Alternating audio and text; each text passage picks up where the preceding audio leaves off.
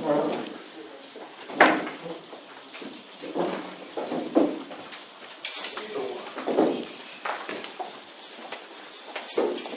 rois 5.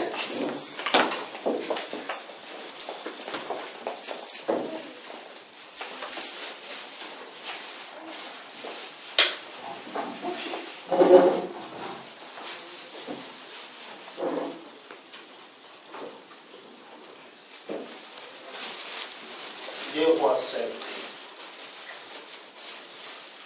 Et nous voulons honorer la parole de Dieu.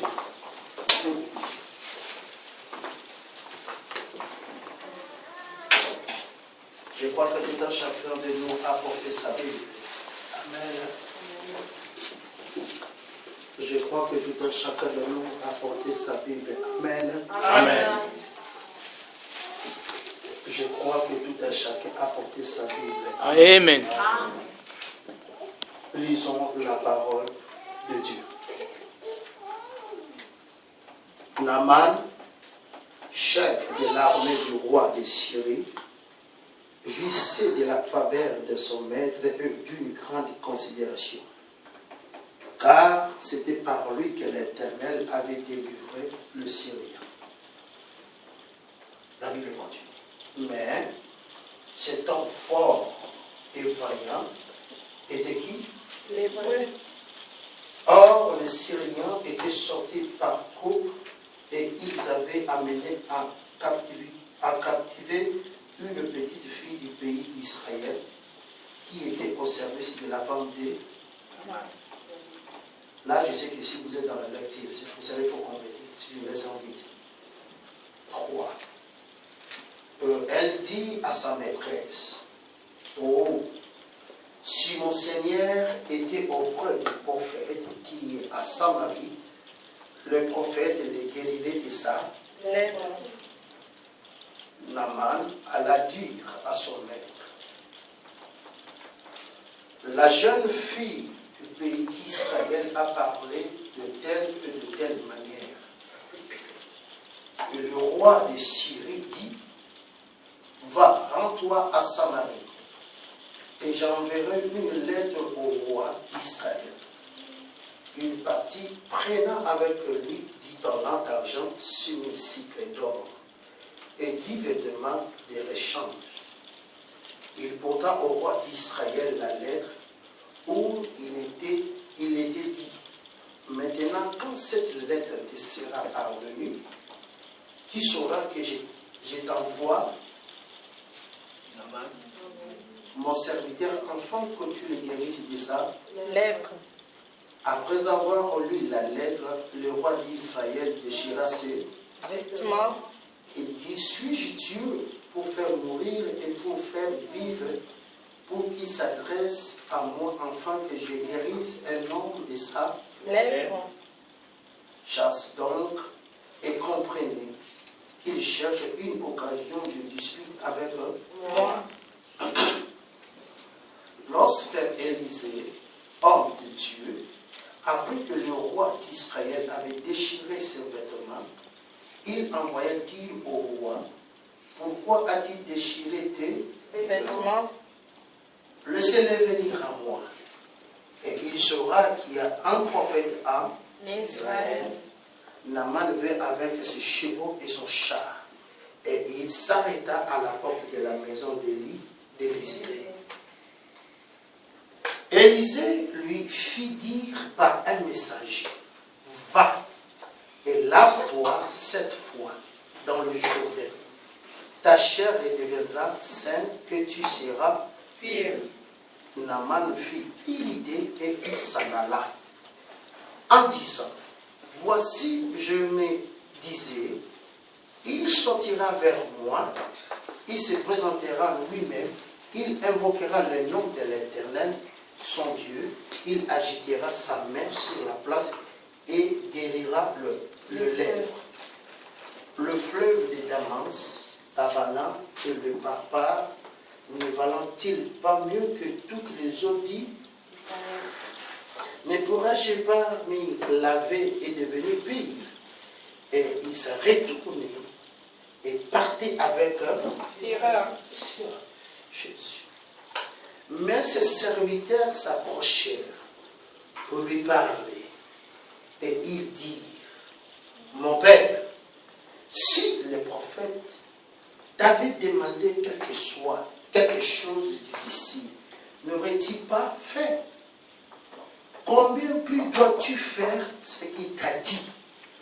Lave-toi, tu seras pur.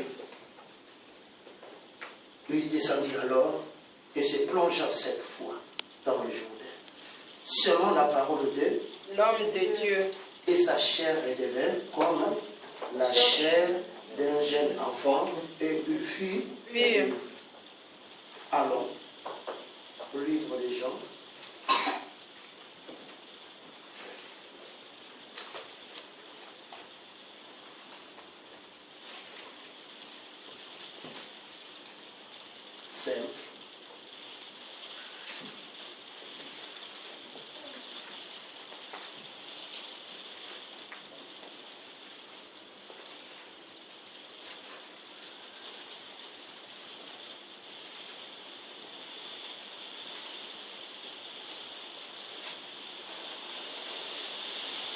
Je lis la parole du Seigneur. Amen. Après cela, il y a eu une fête des Juifs. Et Jésus monta à Jérusalem. Or, à Jérusalem, près de la porte des brebis, il y a une piscine qui s'appelait en hébreu, et qui a 5 Portique.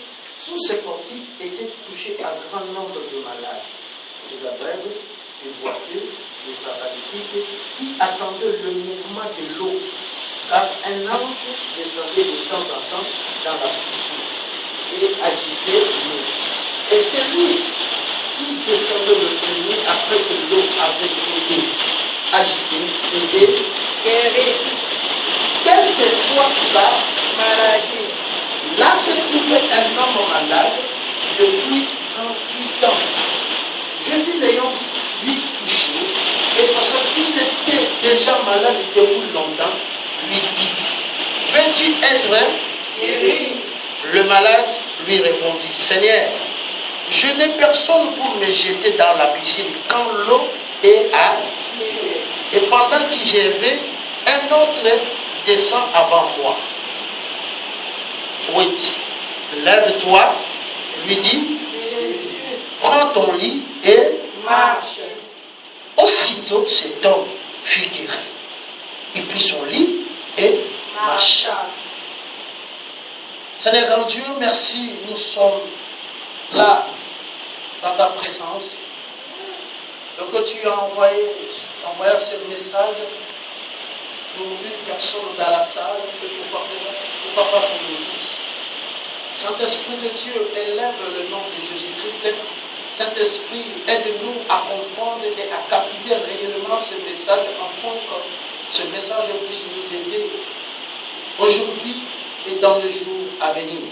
Lorsque ce moment soit agréable dans la présence de la gloire de Dieu. Au nom puissant de Jésus-Christ, que le sang dise Amen. Amen. Alléluia. Mettons-nous pour la gloire de Dieu.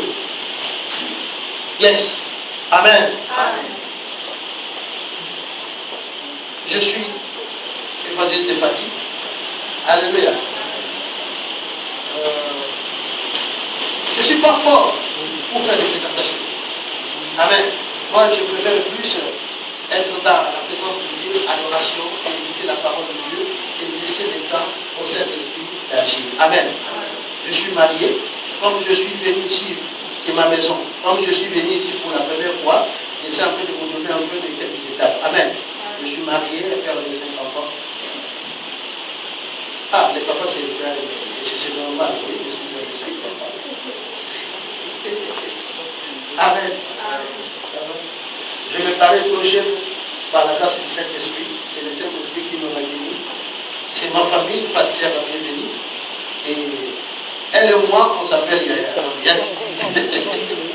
Amen.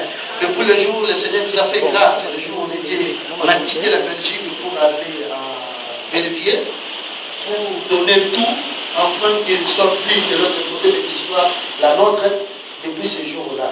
Moi, je sais qu'elle m'aime beaucoup. Et c'est pour cela, il y a ainsi aussi que moi, je l'aime beaucoup. Je vais témoigner quelque chose. Vous avez une mère qui a un cœur. Amen. Je vous dis la vérité. Je sais que dans ce monde, il ne manque pas de problèmes, il ne manque pas de difficultés, mais si quelqu'un a un cœur, un grand cœur, sachez-le bien que, quel que soit le moment difficile, vous allez toujours trouver la solution. Amen. Amen. Amen. Et avoir ces comportements, ces habitudes de se réconcilier, de se parler, de se dialoguer. Parce que le diable n'est pas content lorsque nous sommes unis, lorsque nous sommes ensemble. Et il cherche par tous les moyens pour nous diviser. Par manque l'esprit de discernement, nous nous sommes laissés à écouter ce que le diable nous a mis dans nos pensées. Quelle que soit la vérité, quelle que soit la réalité de ces choses-là, il faut prendre le temps de se parler. Alléluia. Amen. Parce que la vie, j'ai toujours l'habitude de dire, on peut tout casser aujourd'hui, mais il ne faut jamais oublier, si Dieu t'accorde demain, le genre du mot je m'en fous, le genre du mot jamais, mais tu ne sais pas ce que Dieu réserve pour toi pour le demain. Même pas pour demain, même après 5 ans, 10 ans. Des personnes, nous sommes dit que je ne veux plus parler avec cette personne, nous serons pris ensemble, mais Dieu vous a surpris. Vous vous êtes mis d'accord aujourd'hui, vous vous parlez, vous vous proclamez encore de nouveau. Moi, j'ai une petite expression en moi. On a toujours l'habitude que, ça il faut dire ça en français, c'est quoi ça? Comment il faut dire ça? Qui peut m'interpréter ça? Ouais. Qui peut interpréter? Tu vois qu'il y a d'autres choses, c'est mal là. Et que ça sonne bien.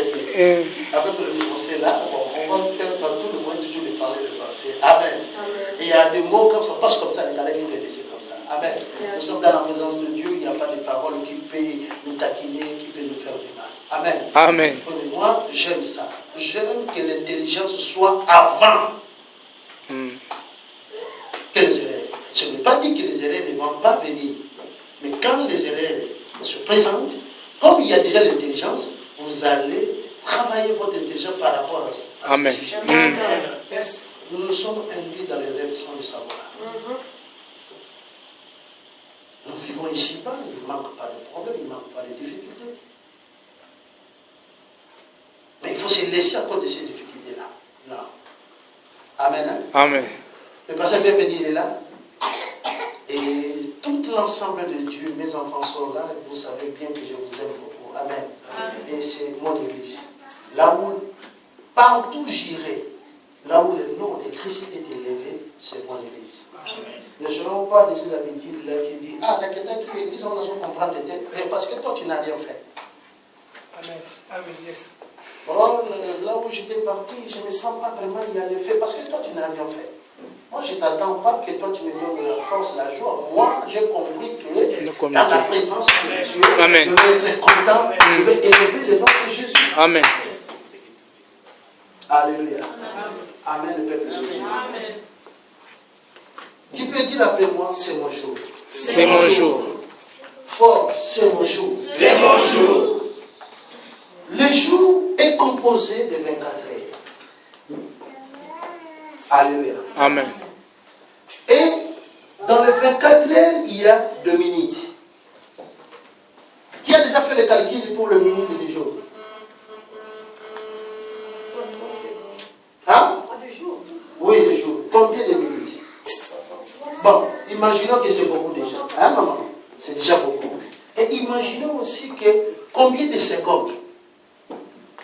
Or, en un clin d'œil, comme les secondes ou les tiers se déplacent, s'il y a un mot de la part de Dieu, ta vie change. Amen. Amen. Come on. Yes. Alléluia.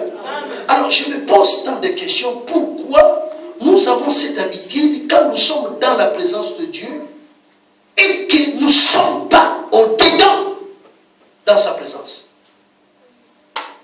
Entre vous et moi, qui sait quand est-ce que Dieu peut libérer un message ou une parole par rapport à votre situation.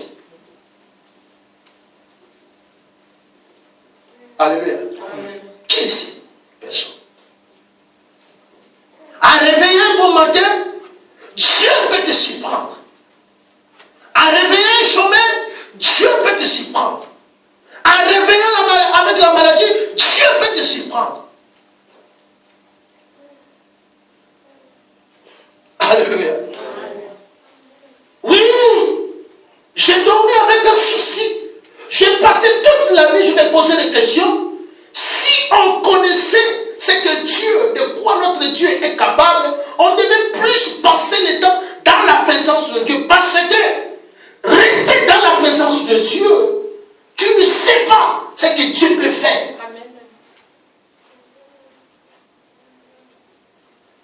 Alléluia. Un petit conseil. Lorsque nous venons dans la présence de Dieu, moi je suis évangéliste. Amen. Moi je ne suis pas pasteur. Je ne suis pas prophète. Je ne suis pas. Mais il y a la grâce de Dieu. Amen. Donc cela veut dire tout simplement, nous devons changer ces comportements, surtout l'église de réveil. On ne s'habitue pas d'être dans la présence de Dieu. Parce que pendant que vous habituez dans la présence de Dieu, ce Père-là, la crainte-là, n'est plus. Il faut que tout et chacun de nous, quand il sait que je vais dans la maison de Dieu, dans la présence de Dieu, doit prendre ce moment sérieux, plus que le sérieux. Amen. Pas seulement à l'église, mais même dans nos maisons. Lorsque je vais prier, il faut prendre au sérieux, parce que tu ne fais pas la formalité.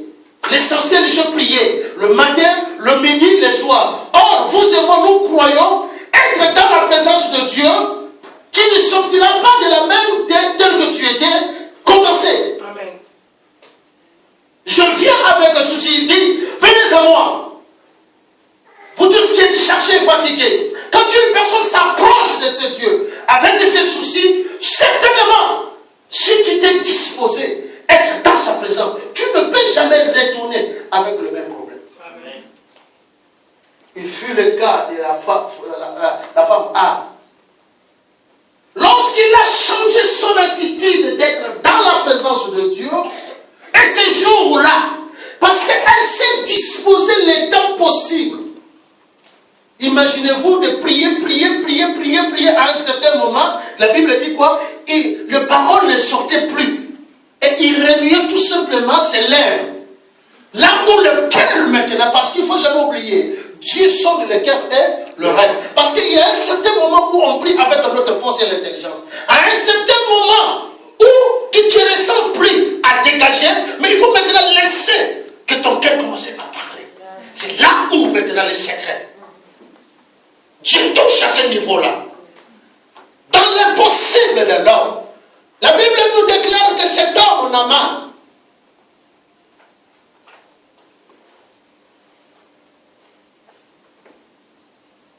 si vous me permettez.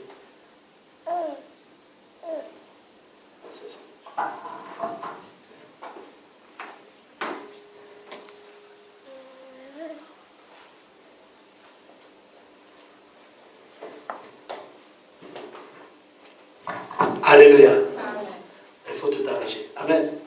Parce que de peur que si le temps est débordé, c'est pas bien du tout. Amen. Amen. Cet homme, Naaman, il est comme vous et moi, il a été choisi pour faire rapporter l'Israël la victoire.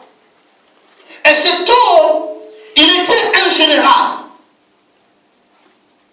Le premier critère que nous allons souligner dans cet homme vaillant, dans cet homme de force, dans cet homme général, la Bible précise qu'il était malade.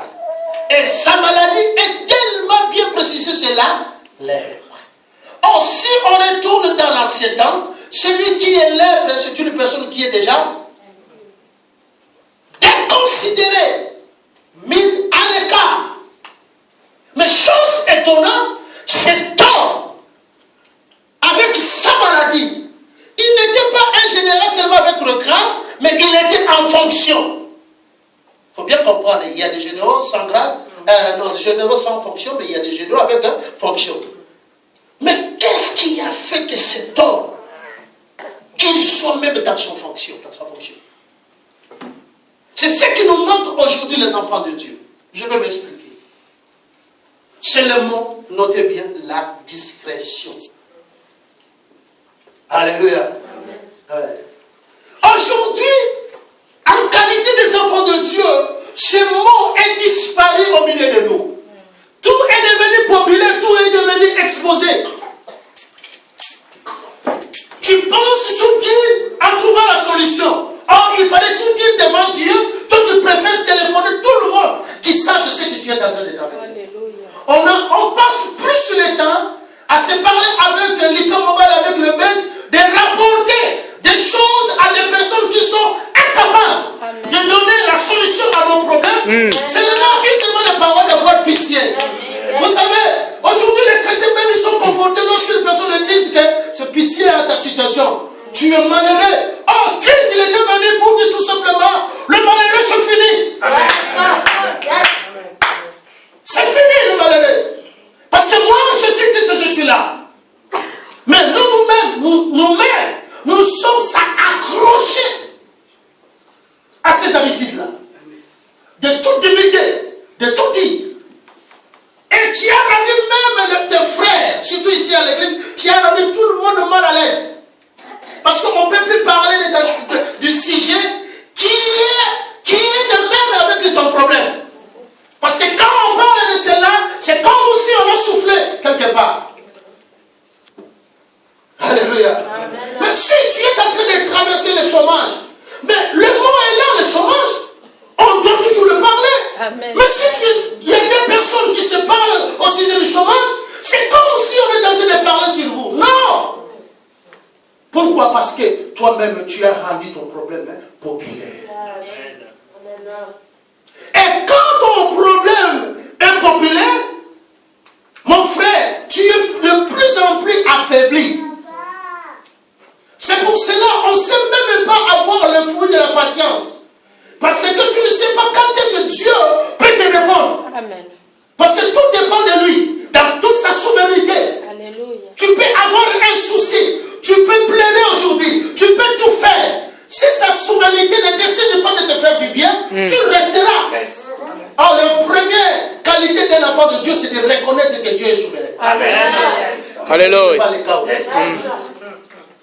Vous comprenez la souveraineté de Dieu. Donc cela veut dire s'il veut le faire, il le fait. S'il ne le fait pas, il ne le fait pas. De toutes les façons, tu dépends de lui. C'est lui qui est le maître de votre souffle. S'il ne te renouvelle pas le souffle le matin, tu seras compté parmi les morts. Mais à combien de fois nous combattons avec ces pensées? La discrétion. En commençant petites choses, tu es rendu trop populaire. En faisant un petit commerce, tu n'as même pas atteint un certain niveau de l'équilibre. Tu t'es déjà exposé. Oh, quand tu t'exposes, tu ouvres la porte. Et quand tu ouvres la porte, il ne faut pas être étonné quand le diable viendra. Parce que toi-même, tu vas ouvrir la porte. Et tout le monde maintenant est au courant de votre situation. Tout le monde maintenant est au courant de votre maladie. Tout le monde est au courant maintenant de ce que vous êtes en train de traverser. Tu ne sais plus prendre soin de ton corps. Parce que quand tout le monde te verra de loin, ils diront tout simplement, ah, le maman n'a pas passé. Maman n'est pas ici. Il s'est limité par là. Parce qu'il est incapable de donner la solution à ce que vous êtes en train de traverser. Mais il a seulement des mots pour dire. Et c'est pitié, hein? Non, ce n'est pas possible. Tu vois ce que son mari le fait. Ce n'est pas normal. Limite. Mais il fallait donner la solution parce que la personne souffre.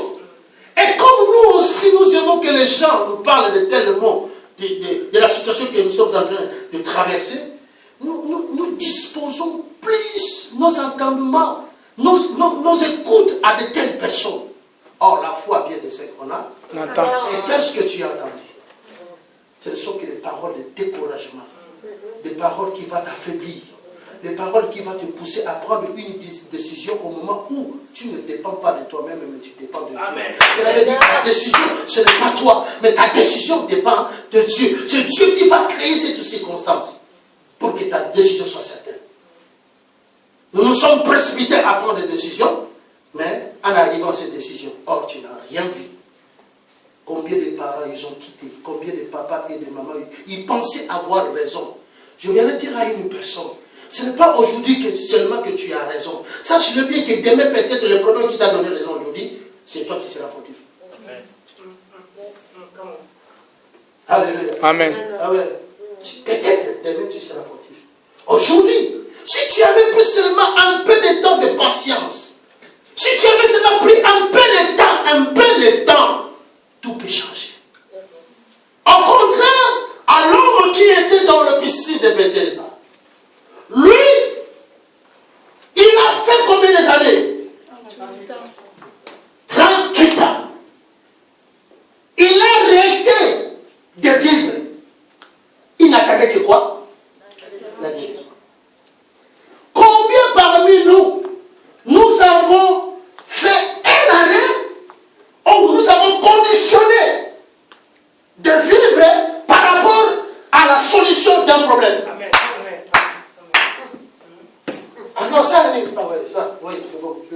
Aide-moi si tu as quelqu'un qui parle un peu difficilement français. Moi, c'est le Zaken. Non, c'est la carte Mukanda. 20 ans, tu attends que le séjour. 10 ans, tu attends le séjour. Tu peux tout dire de Dieu. Dieu est injuste, mais Dieu ne sera jamais injuste. Tu peux tout dire de Dieu que Dieu ne m'entend pas, mais Dieu continue toujours à attendre tout le monde qui va prier à lui. Amen. Mais tout dépend de lui. Cet homme de piscine de Bethesda, il a conditionné sa vie. Il a arrêté de vivre. Il était devenu incapable, inutile dans la société pendant 38 ans.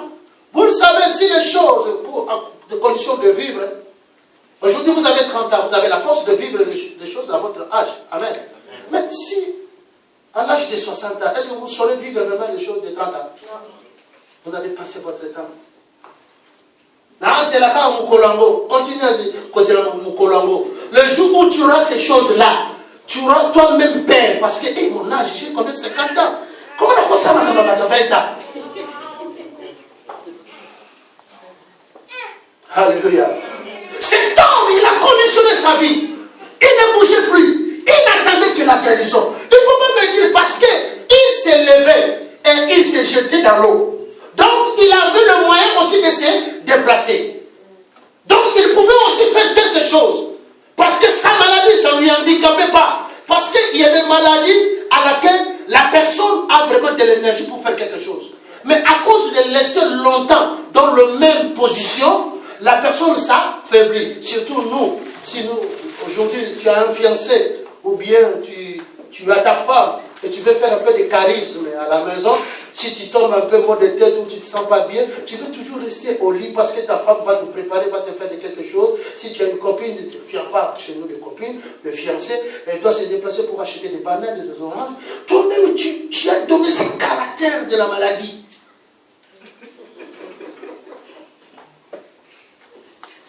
Alléluia. Tu peux aussi se mettre debout.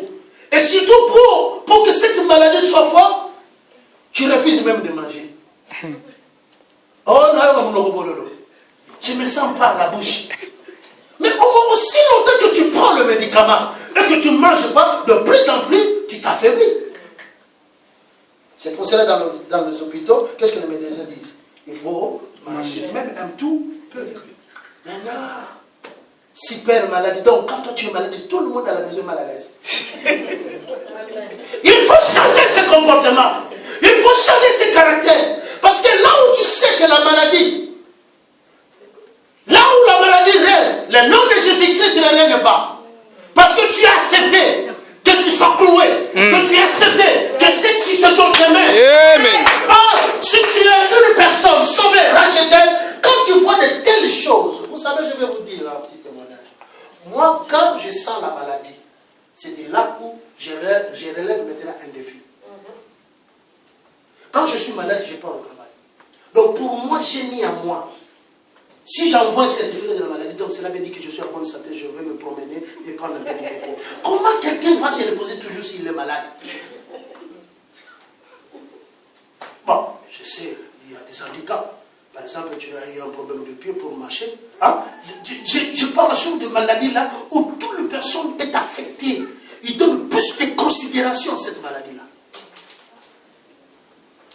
Ah, c'est à toi de confesser la guérison. Amen. Oh, c'est à toi de parler que je suis guéri. Tu parles que je suis guéri. Mais c'est à toi de faire un pas. Si tu ne fais pas un pas, tu seras toujours malade. Je suis guéri au nom de Jésus. Tu es toujours là au lit. Mais comment tu sauras que tu es guéri? Cet homme, il a bien géré sa maladie. Mais en espérant un jour, il espérait toujours à la guérison. Ce n'est pas dit que quand tu es fort, tu ne manques pas de problème. Non, tu as un problème. Et tout et chacun de nous a un souci. Alléluia. Mais tu ne peux pas conditionner de vivre à cause de ce souci-là. De toutes les façons, tu ne sais pas combien les années que l'Éternel Dieu t'a accordé sur ces planètes terre. Mais si tu es conditionné de vivre à cause, parce que je vais me marier, tu ne vois pas aujourd'hui, je ne me sens plus bien. Je veux me ressentir vraiment à l'aise si j'ai un homme. Hein? Alléluia. Amen. Oui, je suis tellement toujours triste parce que je n'ai pas cet homme, je n'ai pas cette femme, je ne me suis pas marié. Mon frère, si Dieu te dit d'attendre 38 ans, là, tu peux attendre aussi. Si c'est 20 ans, 20 ans. Yes. Et d'ailleurs, tu ne seras pas le premier ou la première célibataire. Tu ne seras pas le premier ou la première personne mariée. Parce que les choses que nous vivons aujourd'hui, les temps anciens, ils ont aussi vaincu. Il faut que nous soyons dans les races des vainqueurs. Les personnes qui ont compris que c'est mort, il faut qu'on guérisse. Je ne dois pas me laisser faire. C'est à moi de comprendre, de se lever. Non, je ne peux pas supporter. Tu ne peux pas conditionner ta vie à cause d'attendre une solution des problèmes. Déjà le Dieu qui t'a fait quitter le pays pour venir ici. Si tu dis merci à Dieu qui t'a fait quitter le pays, et combien ce Dieu-là est capable de te donner le papier. Mais si ce papier-là n'est pas encore là, est-ce que tu vas toujours limiter ta vie? Alléluia. Alléluia. Voici le contraire. Je ne saurais pas tout terminer, mais on va aller plus vite. Amen.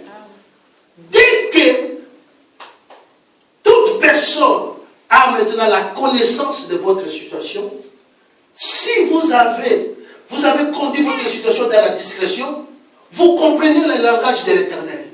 C'est ce qui nous manque aujourd'hui. Parce que tellement nos problèmes est populaire, on ne sait plus différencier la voix de Dieu. Même si la personne vient te parler, c'est comme ils ont parlé de moi.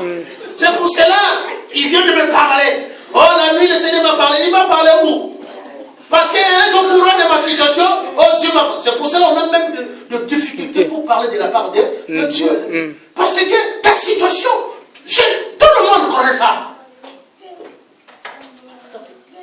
Mais cet homme, son secret était seulement caché avec sa femme. Parce que la femme à nous, ta femme à toi, c'est elle qui te voit ou c'est l'homme qui te voit. C'est vous deux parce que vous partagez le même maison, le même chambre. Mais regardez un peu la discrétion qui était dans la femme de Naaman aussi. Elle n'a jamais divulgué